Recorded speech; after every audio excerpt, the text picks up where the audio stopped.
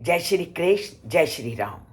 तमसा नदी में पूरे विधि विधान से स्नान करने के पश्चात वाल्मीकि मुनि ने क्या किया और उनके साथ जो भारद्वाज मुनि थे, जो उनके शिष्य थे, उन्होंने क्या किया, उसका वर्णन वो आज के श्लोक में करते हुए कहते हैं कि भारद्वजस ततो शिष्यो विनीता श्रुतवान गुरुः कलशम पूर्णम आदाय पृष्ठतो अनुजगाम।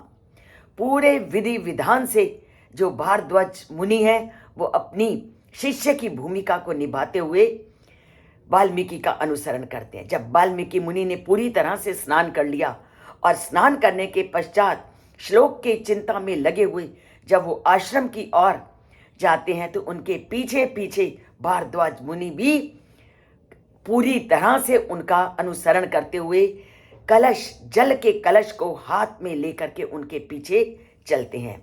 तो भारद्वाज मुनि पूरी तरह से वाल्मीकि का अनुसरण करते हैं और शिष्य की भूमिका को वो पूरी श्रद्धा और नियम के साथ निभाते हैं।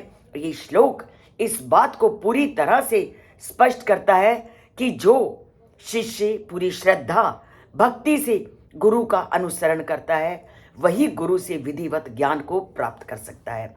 तो ये श्लोक गुरु शिष्य परंपरा का सर्वोत्तम उदाहरण है कि गुरु का हमें कैसे गुरु के प्रति श्रद्धा और गुरु का आदर सम्मान करना चाहिए।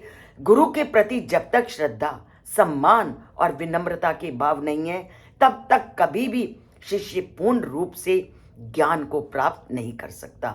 ज्ञान को प्राप्त करना है तो भारद्वाज मुनि से जानिए कि किस तरह आपको श्रद्धा को धारण करना जरूरी है, किस तरह आपको विनम्रता का अनुसरण करना जरूरी है, क्योंकि विनम्रता और श्रद्धा के बिना कभी भी ज्ञान की प्राप्ति नहीं हो सकती।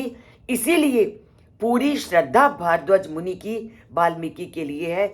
जैसे जैसे वाल्मीकि मुनि भारद्वाज को आज्ञा देते हैं, कहते हैं, भारद्वाज मुनि पूरी तरह से वाल्मीकि मुनि का वो उन आज्ञा का पालन करते हैं। वो आगे चलते हैं तो वो पीछे चलते हैं। तभी कहा पृष्ठ तो अनुजगाम कि वो उसके पीछे पीछे चलने लगे। कलश पूर्णम अदाय, क्योंकि जब भी ऋषि मुनि किसी भी जगह स्नान करते हैं तो एक कलश पानी का भर करके वो जरूर आते हैं। तो उनका शिष्य अपने गुरु के लिए जल के कलश को लेकर उनके पीछे पीछे चलने लगा।